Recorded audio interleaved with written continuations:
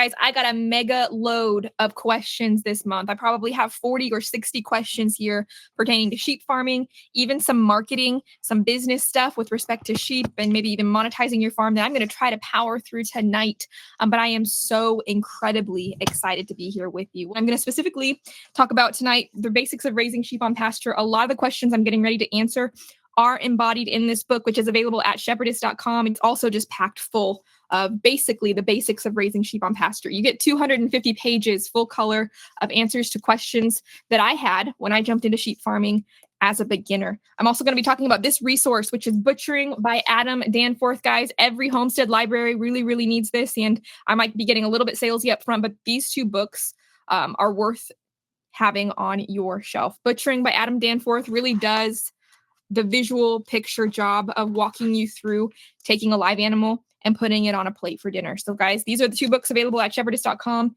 and you can purchase them there with free shipping. Going to be talking a little bit about them tonight.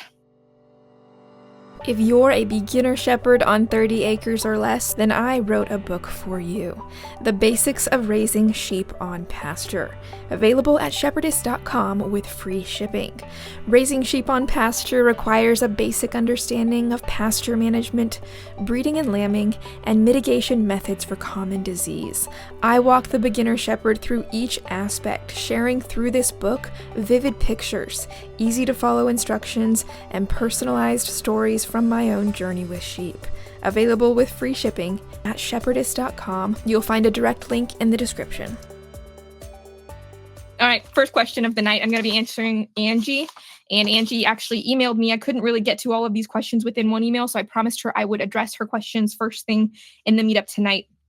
She's getting started. I think she mentioned she had 20 or 30 acres that she's getting started with a sheep farm on. So this is a question I get a lot. Angie says, assuming we can create enough paddocks to allow for full recovery on pasture of 30 to 60 days, what is the longest you would recommend leaving sheep in a single paddock? So right now, I would recommend a minimum moving them about 2 times per week during the growing season. The growing season being March for me. That's March through November. Try to move them a minimum of 2 times a week. For me personally, once the wintertime hits, I am leaving them stationary just a little bit longer. 10 days, 14 days. I do try to rotate them a little bit over winter, but because kind of once the grass is gone, and I'm a little bit less pressured to move them. Question number 2 is, given the water situation, do you have any recommendations along the lines of getting water to these various paddocks? Grazing Sheep Kickstart Guide. And that Grazing Sheep Kickstart Guide, it's a PDF. It's going to have 3 individual resources for you. Number 1 is paddock sizing worksheet. Number 2 is all of the supplies I use within my grazing system. And then number 3, what is the third one? Bonus. It's related to grazing sheep, but it's fantastic. If you ask me. Anyways, you've got 3 in there, but the one that you want to look at for that, Angie, is the supplies list. And you're going to want to find on that supplies list polyethylene tubing. I use that and I have that all over my property. I will use 500-foot length, so like $100 to $150 for that 500-foot length. And I get water all over the place. We have hose spigots up close to the house, and I will use those extra long polyethylene tubing lengths to get the water to where I need it to go. All right, question number 4. As far as the temporary paddock fences, what would you use to create them? I use poly tape, which will again be referenced on that Grazing Sheep Kickstart Guide supplies list. I use poly tape because the netting is absolutely exhausting. What I have to do in order to keep the sheep contained, because sheep are super sneaky, constantly testing that fence, I have got to pair that with a 12-joule fence charger. 12-joule fence charger.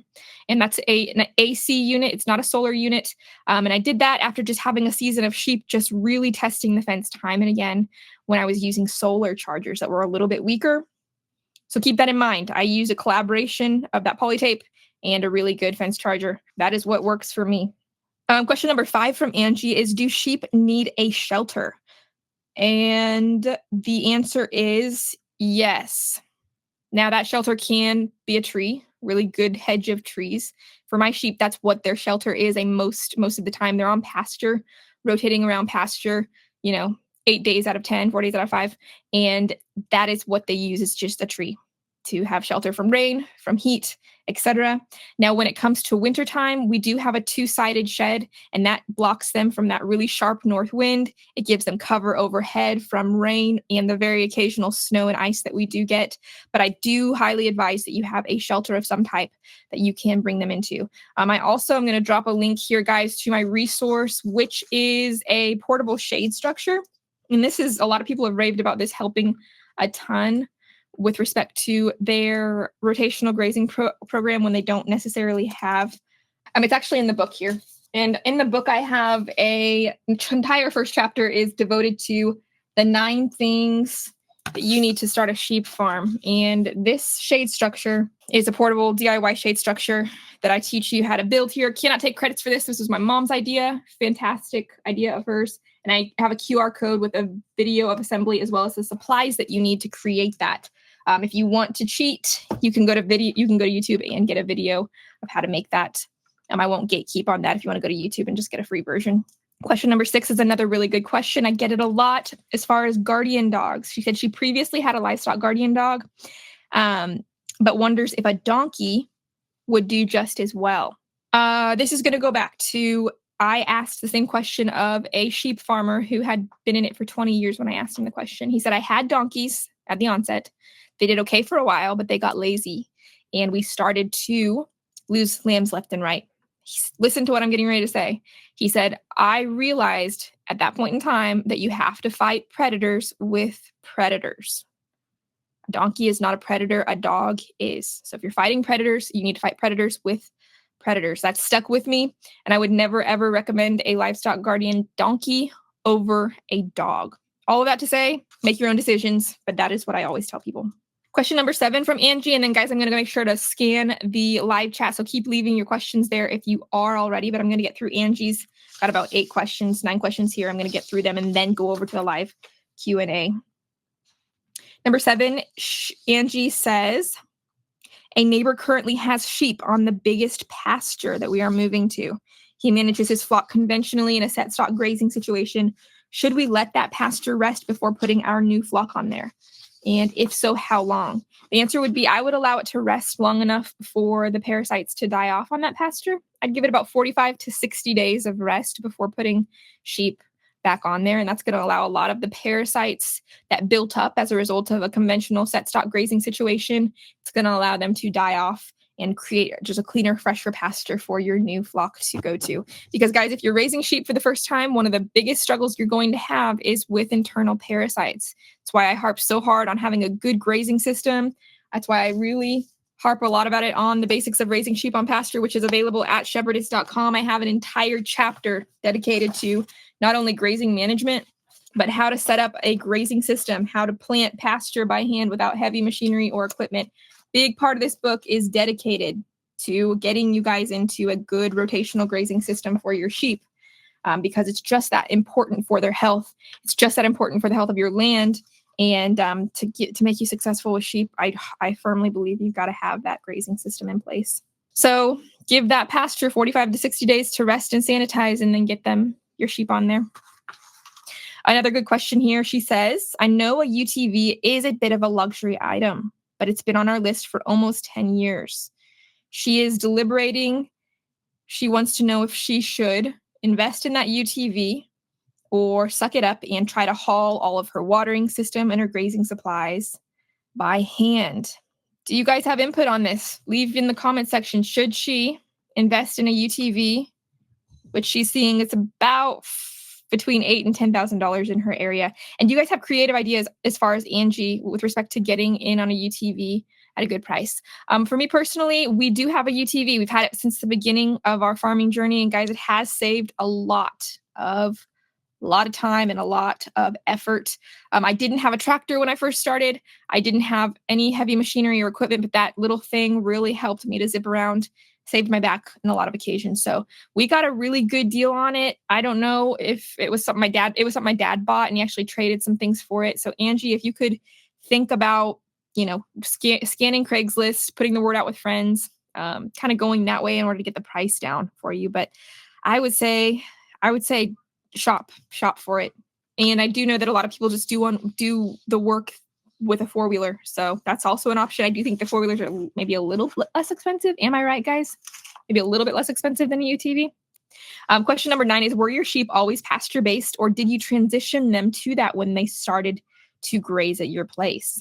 She says, I ask because we could have an opportunity to buy some of my neighbor's sheep when he downsizes his flock later this year. But since he utilizes grain so heavily and we'd like to use as little of that as possible, I'm not sure if they would thrive on a grass-based system. So doubling back to that question, were your sheep always pasture-based? I'd say yes, our sheep were always pasture-based for the most part. They came to the farm. We did use a little bit more grain supplementation when we first started than we do now. Again, I cover that. I'm going to plug the book a ton tonight, but a lot of questions I get on a regular basis, I actually created this book for. I'm going to open up to the page for you guys that talks about supplementation. But basically, my answer to that question is Rome was not built in a day, and neither are grass-based genetics. So in short, when you guys start with your sheep, you are going to possibly be supplementing a little bit more than you would like. But what you do for that is just year after year, you cull or you remove the sheep that you see losing body condition, which I'm going to get you a picture here of body condition and how to score it on a sheep. But essentially, you watch the body condition on your sheep and you note the ones that are doing really well and staying really fat. And you also note the ones that are becoming really, really thin on on the supplement you are providing. And you cull, which means you get rid of those skinny sheep from your flock. And before long, you're going to have a flock that thrives on minimal supplementation. I still have a ewe or two every year that just have to get rid of because she's too skinny. She's too skinny on pasture only. She needs supplement, and it's still a culling process as far as I go. But I cover things like loose mineral, what kind of loose mineral to give in that supplement. I cover how to supplement on really poor quality pasture. Again, guys, this book covers it all. And I cover the body condition. I want to specifically show you the body condition thing, guys. So give me some patience as I get to that, because that's what you ultimately want to watch for as you're building your flock and ultimately building what is grass-based genetics. So give me some patience. But here are some body scoring pictures, examples. Again, buy this book at shepherdess.com, guys. Supports my work a ton when you do. So when you're looking at body condition, you want to watch the rear end of a sheep. A lot of times sheep will have really bloated bellies, and that has nothing to do with how healthy they are. The belly is a very bad indicator of the health of a sheep. You want to watch the back side. So you can see the one with the X underneath it. She's scoring about a 1. She is way too thin. In fact, that sheep actually ended up dying of disease the next year. She died of parasites because she was just too thin to fight them off on her own. But the outliers here, that's what you want to look for in a sheep. This one's scoring about a 3.5, and the one on this very far side is scoring a 4. Those are healthy ewes that produce lots of good lambs on pasture only. All right. Question, can sheep and goats be raised together in a herd? The answer is yes, they can be, but the goats have, from my experience, been a little bit harder to contain. They will not stay in the single or the double row of polytape like the sheep will. So if you're going to run goats, I just highly advise that you run poly netting.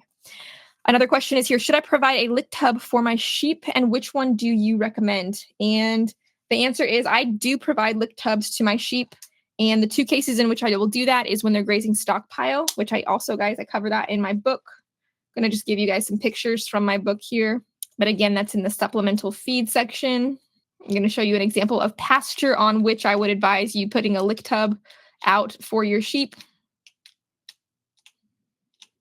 Yeah, here it is. Something like this, which is, it's mostly just burnt ryegrass. It's got a lot of ragweed in it. It's got a lot of cockleburrs. Basically, there's little or no grass. And this is an example of a pasture that really warrants supplemental feed.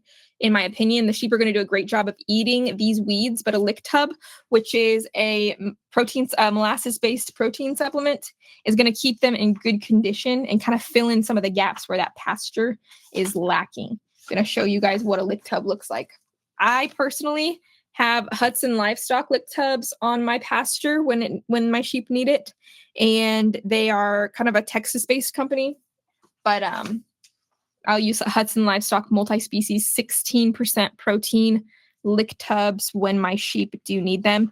It's a great way to utilize things like weeds, pasture full of weeds, pasture full of maybe lower quality grass, pasture full of maybe overmature and stemmy grass. It's a way to really use that forage resource, but also provide kind of a safety net nutritionally with that lick tub, so the sheep can get and stay healthy, simply. Question was not related to sheep. He says, we have a plague of grasshoppers. Any idea how to get id of them? Thanks to my sister, the chicken lady, we don't have too many grasshopper problems. Now, I can't say it's ever been a plague. I think we probably just buy more chickens. Raise chickens, build soil, eat grasshoppers. So, how many rams do you keep for breeding is another question. And I keep 1 ram per 30 ewes. So 2 right now. Is Gallagher fence better than Premier netting for semi-permanent paddocks? And Gallagher fence being what you're going to roll up on the reels. My answer is yes, because it's way, way easier to set up than the netting. The netting was exhausting for me. I just never got into it for good. Going to segue into some of the questions on marketing that I get a ton.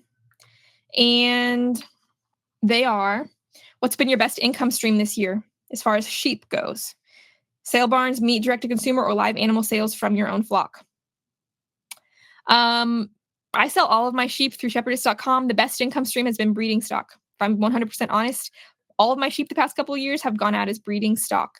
I run a pure breed, and people are crazy about starting their own flocks. So all of my sheep have gone out alive and gone out to start or improve other flocks. That's been my best income stream as far as the sheep goes. And that is my answer for that. Have you seen an increase in your sales since the cattle market mess? One thing I want to be really clear about here, and this is what I highly advocate for anyone who's going to go into agriculture, is that I do not rely on sale barns or commodity markets as a means of selling my products. So most of the time, unless I'm doing a research product, I am not aware of any sale barn commodity market messes, because I've created a direct stream through which I sell and access a consistent market. And that direct stream is my email newsletter list. 3 tips to building a profitable newsletter. I think I've got the right one here. 3 ways to gain newsletter subscribers. This is probably one of my most valuable PDFs from my perspective. This is information I probably should be charging for, but it's going to be some of the best information you can ever implement if you want to go for profit on your farm or start generating some profit on your farm. My best marketing stream has been my email newsletter list, and it's allowed me to sell products at a premium, sell a diverse variety of products to the same people, expand my income on farm, and create a hedge for myself against the bad stuff that does happen in the livestock world. For example, last year was a horrible year for parasites. I lost a lot of the ewes that I intended to sell this year. It was just a bad year. And I was able to diversify last year, make up some of the gaps that came as a result of losing more sheep and not having the ability to sell those sheep this year. But I was able to do it through the same tool that I would use to sell my sheep, my newsletter list. And I just want to encourage you guys, get that handout, begin building your email newsletter list, and begin to build in that stability on your own farm. I'm even going to link a YouTube video here, guys, that talks about how I keep in touch and build a relationship with this email community month after month. Because what happens is you're going to get newsletter subscribers, but then you have to make a relationship with them over time. This is going to give you my newsletter strategy in that video. If you're listening in replay, look on YouTube, how I sell my sheep for $480 each. Then there's another one on YouTube. It's called My Monthly Marketing.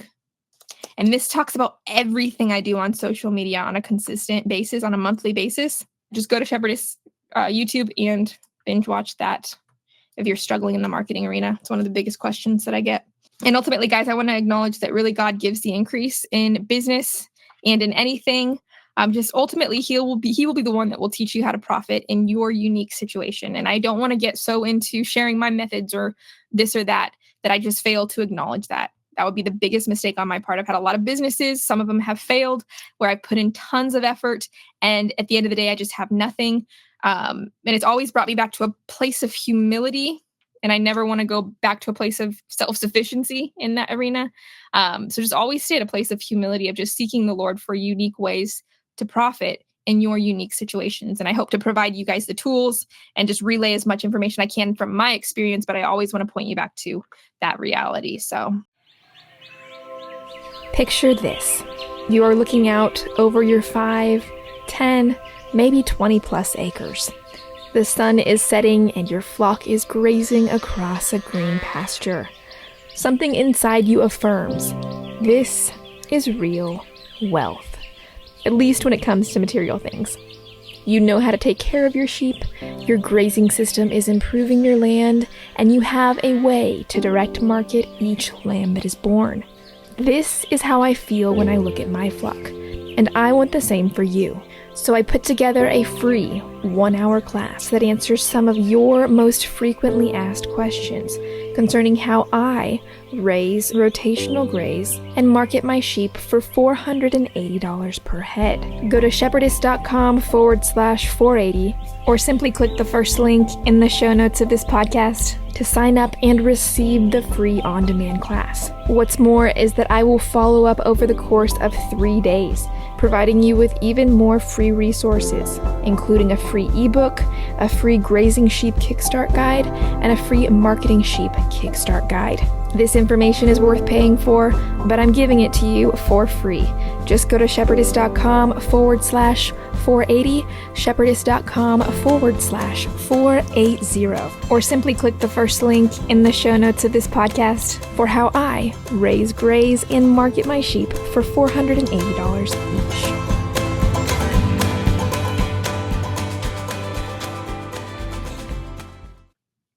This is another question I get quite frequently. I said I purchased a 20-acre farm. It was row crop, but I'm growing pasture instead.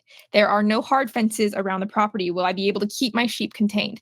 If you have no hard fences around the property, you will not be able to keep your sheep contained. Your sheep are going to wander until there is a hard barrier that they run into. For some people, they talk about how they use all electric for sheep. For me personally, I advocate for a really strong, tight perimeter fencing, especially on small acreage. So invest in the perimeter fencing and then use the electric fencing within that. And that is 100% my consistent advice. Is that to say that there are people out there who have not had success just getting started with Premier One electric netting? There are a lot of people that have done that. But take those and do that particular system at your own risk. Just know you don't have that insurance of the hard fencing if your sheep do get out of the netting, and depending on how close you live to neighbors or how close you live to the highway, that may or may not pose bigger problems for you than the next person. So keep all of that in mind. All right. Another question is about breeding, which is something I get a question about a lot. Assume your August to October ram breeding is based on seasonal temperatures in your zone. What are you thinking temperature-wise to target for lambing time? All right, I don't necessarily breed based on temperature. I breed based on pasture availability. And this year, what worked out really well for me was to breed in order for them to start lambing about 3 weeks ahead of spring pasture explosion. So for me, some of my best lambs are coming out of my February born set. And I will be lambing in February from now on, from here until it poses a problem. That's because my best pasture comes in the middle of March. So I'm going to be lambing in the last 2 weeks of February from now on. So I hope that helps you kind of think about when your pasture starts to explode. Rewind 3 weeks. And for me personally, that's been my best success as far as lambing goes. A lot of times people will say, lamb with the pasture.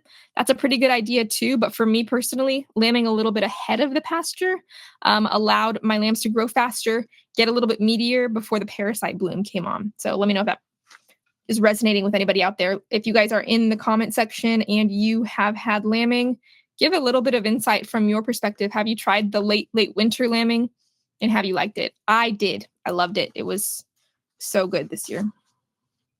Another good question is, how much hay do your ewes go through per week in the winter? And my ewes will eat through one 50-pound square bale per week in the winter. So if I'm overwintering a flock of, well, it's one square bale per ewe per week. Very, very simple. They'll sometimes eat a little bit less than that, but just kind of gauge it. So if you're going to feed for 7 weeks straight, make sure you have 7 square bales for that ewe. Okay, I have a neighbor who has a Dorper ram and is willing to let me breed my 2 Dorper ewes to him. How long should I let them be with the ram? I would say 34 days minimum. Either have him on your property for 34 days minimum, or send the ladies over there for 34 days minimum. That will allow them to be in with the ram for 2 breeding cycles, and they'll have 2 opportunities to catch. Have you had success with any natural dewormer methods? Not as a means of treatment. No, not as a means of treatment. As a means of prevention, yes, those things are effective. And when we're talking about natural dewormers, we're talking about garlic, diatomaceous earth, pumpkin seeds. I've even heard people talk about pumpkin seeds. Those are things that are not effective when your sheep is severely infected with the barber's poleworm. And I pull this out all the time. I've got a picture here in my book that I'm going to get for you guys of a sheep that is severely infected with the barber's poleworm. All right. I always do this, and it's very much worth repeating because I get this question all of the time. And this is something we have very personal experience with. So I always take my time to answer it.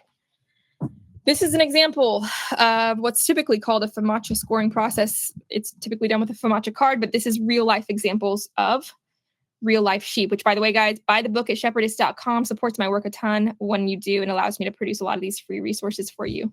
This is a healthy sheep, and she has no need for dewormer. You can see her eyelids are bright pink. She is in good health. She's not anemic. She's not overly infected with parasites.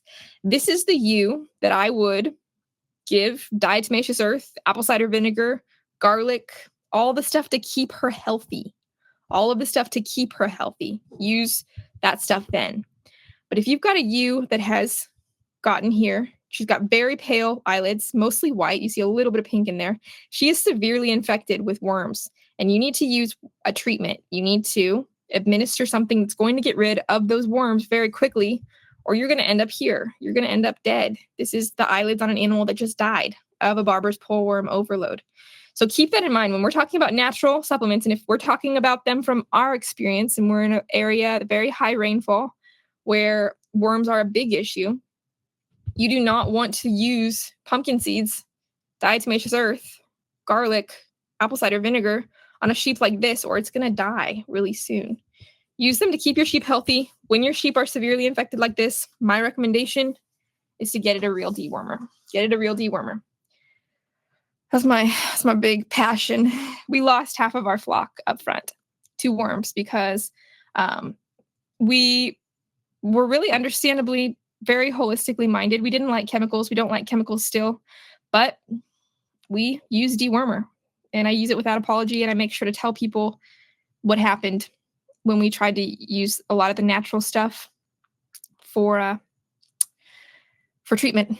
And what happens, guys, it's the same thing as with that grass-based genetics in the body condition. If you've got a sheep that's just constantly needing a drench, cull that sheep, get rid of that sheep. I'm having the best year yet as far as parasites and minimal drenching because I took some time over winter to just cull out some of my worst sheep. And so just cull them out. But in the meantime, it's really painful to watch a sheep die slowly of worms on the pasture. I've seen it enough. And I will tell you, use a dewormer. Use a dewormer. This was not a question. It was a statement, but I thought it was pretty funny. We are terrible at marketing. And I'm just going to refer you guys back to getting started with that PDF handout that I just sent. It's going to teach you how to get it booted up with a newsletter. And then search YouTube for Shepherdess Marketing, and you're going to find all of my marketing videos on there. How do you sell your sheep usually? Where do you go to sell your sheep? And again, I'm going to use this to reinstate. I've never sold or relied on a commodity market to sell my sheep. I've sold them all through shepherdess.com using my newsletter, using my customer base that I built up in my newsletter. So I sell them all direct. Why did you select the Dorper sheep as a breed? This is a question I get a lot. Ultimately, the Dorper was not something I selected, but it was something that was selected before me. My parents bought the flock, and they wouldn't call themselves farmers, but they are big connoisseurs of quality. So they really bought some good quality sheep, despite how much we struggled with management up front. So I'm really grateful for that. That said, Dorper is the most marketable sheep in the country right now in terms of hair sheep, and it is got the most promising carcass of all the hair sheep, meaning that you will get a lot of meat off of a Dorper, a lot more than Katahdin, and a lot more than St. Croix. Do not recommend St. Croix for commercial meat production. St. Croix is good homestead animal, maybe a low maintenance homestead animal that you're probably going to maybe butcher out on property, but you're going to be disappointed with meat yield on those guys. I think Michael had some questions on handling systems that worked well. My best handling system for sheep, I do have a big fancy handling system and I'm grateful to have it, but my best handling system for a sheep is a really small, tight pen. Again, I'm going to reference the book, The Basics of Raising Sheep on Pasture. If you guys would stop off at shepherdess.com and buy a copy after the show tonight, it supports my work a ton when you do, and it is, in my opinion, going to be worth your investment. But my best handling system, my most frequently used handling system, is just a really small, tightly packed pen. And I do enjoy the shoot system that I have, but I find myself using a really small pen more frequently. And I use the Lakeland Easy Panels, the aluminum Easy Panels, to create that really tight space. And I find that when my sheep are packed together really tight, I can flip them. I can do a lot of drenches and just the kind of the standard maintenance on them in that tight pen. So hope that helped. All right. Teresa said she actually has had some really good success with pumpkin seeds, and their worm load last checked by the vet was at 0. So, hey, that is super, super good. She said she does, however, make sure that she does deworm once a year. And then she supplements with the pumpkin seeds. So yeah, she uses that. Angie says, we used to lamb in March and it went pretty well. The neighbors lamb in January usually, but had a rogue ram and ended up with May and June lambs. The May and June lambs struggled with grass tetany this year. Anyone else had issue with this? Angie, no, not grass tetany, but my May and June lambs were just dying of parasites last year.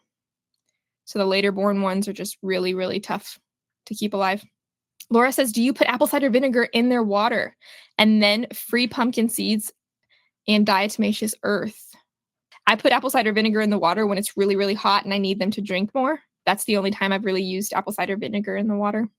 All right, we've got 8 more minutes, guys. I'm not going to get to all 60 questions, but I'm going to make sure to prioritize your questions in the live chat here and then answer a few more off of my list here. If you guys want, I do have a video that I recently posted on YouTube called Answering 30 Questions About Sheep. Some of them are on that video. So if you are curious as to what those questions that I may have missed tonight were, go to YouTube and click under my latest live stream. Mike says, you mentioned Sidectin. Is that a drench or an injectable? That is a drench, Mike. I use Sidectin drench. Laura asks, how do you weigh your lambs or other livestock? So Laura, for the lambs that are under 25 pounds, I will use a hanging scale. You can buy it on eBay. It's about $30. It's really great. And I'll use a little hammock to weigh the lambs. Once they're over 25 pounds, I do have a Lakeland Farm and Ranch direct weigh scale. I've been using it a ton this year and it's come in good handy, but you may be able to find a weigh scale maybe through Craigslist locally. Somebody else is getting rid of theirs, but that's the scale that they step into, my Lakeland one. And it's been so, so helpful. Audie says, are you liking your Lakeland? Is it worth the investment? Audie, I would say I do like my Lakeland a lot. It's a bit overkill for a small flock to have the whole chute system. But I worked with Lakeland to create what's called the Shepherdess Starter Kit. And I would definitely recommend that to anybody just kind of getting in and has maybe some physical limitations. And the starter kit, the Shepherdess Starter Kit with Lakeland, is just a bunch of these panels. It's about 10 of those panels, which I use almost every day. The aluminum panels, I use them almost every day. And then also what's in the starter kit is the spin trim chute. And that's going to allow you to lock the animal in and flip them over. A lot of people who are starting in on this, maybe they're 60 or so, and they just don't want to kill their back flipping sheep all day. I would definitely recommend that. So check out the Shepherdess Starter Kit if your flock is under 50. Once you get up to the 50s and 100s, then I would consider the full chute system. But don't approach that from an investment standpoint until you've got a bigger flock. Teresa says, get the book if you don't have it. There's a lot of carryover for goats. Thank you, Teresa. And thank you guys for supporting my work by buying a book. Tons of help there. It allows me to continue to really create a lot of free stuff for you guys. Grace says, I have a ewe that has had triplets for many years and she always rejects one. I don't really want a bottle lamb. Do you think I should sell her? If she's had triplets for many years and she's feeding two and you just have one, I would not sell her. She's super fertile and her genetics are really good. If you don't really want a bottle lamb, put it on Facebook. If there's like a Facebook, if you have a classified ads on your Facebook, people would just eat that up. They'd come pick up that bottle lamb if you just advertise free bottle lamb. They'll come pick it up and take care of it. People are always watching. But I wouldn't sell her. She's a good ewe. As long as she raises those other two, just fine. She doesn't have problems with them. All right. Dan says, how much apple cider vinegar per gallon of water? Dan, I'd do like 2 or 3 tablespoons per gallon of water. That's a little low. I'm sorry. I'd probably do like 1/3 of a cup per gallon of water. But 2 or 3 tablespoons if you're feeling like a whole trough. Brandon says, I'm concerned about the government overreach regarding RFID tags. Guys, the RFID tagging thing, I'm just going to echo what Congressman Thomas Massie said through his Instagram page. Congressman Thomas Massie said, I will not comply. Okay, I'm on his side.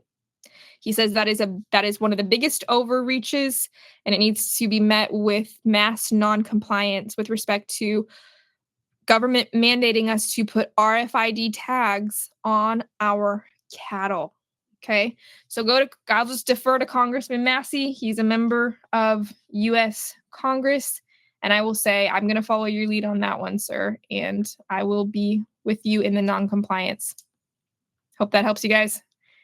Look into it yourself. Make your own decisions. Don't blame the shepherdess, but if you go to prison for not RFID tagging your animals, I'm going to probably put a story about you on my YouTube and try to get you some support. All right.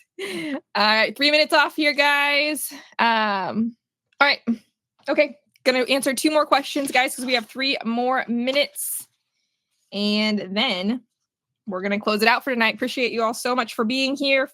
This is a very good question. I get it a lot. And it is, what would you charge for your sheep and what kind of weight threshold does that require? So this might be a little bit of a confusing question. I'll start with the weight threshold for slaughter question. And so I'm going to work backwards. I want my lamb to be at 100 pounds, 90 to 100 pounds before I send it to slaughter. Once all of the guts are out and the hide is off, that lamb is going to hang at about 50 or 60 pounds. Once all of the bones are out and that lamb is in cryovac and ready to put in the oven or on the grill, there's going to be about 40 pounds worth of meat there. So when I'm looking at something that's going to have 40 pounds of meat worth in the package, if I'm going to sell them by halves and wholes, I want $10 to $12 per pound based on that 40 pounds in the package. And that comes out to selling that lamb for about $150 to $200 per half. $150 if you're going to have the buyer pay for processing, because you'll cut some of that cost out because you don't have to pay it. $200 if you're going to pay for the cost of processing. That's personally where I would be at as far as selling a sheep for meat in wholes or halves. And Nathan says you might mention HB 467, which allows raw milk sales in Louisiana. Yes, Nathan has been keeping me abreast on that. And it was just signed into law. Louisiana raw milk sales are now legal, bringing it down to just 5 states in the United States that have outlawed raw milk, which is really, really good. All right, guys. One more question. I'm going to try to squish it in here. What is a sheep's favorite grasses? Answer is my sheep eat pretty much anything that's green. If I was to say they have favorites, they like ryegrass, they like crabgrass, they love clovers. And yes, clovers are just fine for sheep. I've never had one bloat on clover yet. So there you go. But sheep are at an amazing advantage in that they will eat all of the weeds and all of the things. Appreciate you guys so much. Do not forget to buy the book in support of my work, as well as all of my other favorite books, which are listed at shepherdess.com. If you guys are looking for a resource of any type as far as books go, shepherdess.com. I really only put books there that have personally benefited me and my farm. So you can know that when you buy those books, it's not just some random book I found and I thought, oh, that'd be fun to put on my website. Those are books that have directly benefited my operation. Butchering by Adam Danforth. Every homestead bookshelf needs this, and you can find that and support my work by buying it at shepherdess.com. Appreciate you guys so much, and I look forward to seeing you next month for Thursday.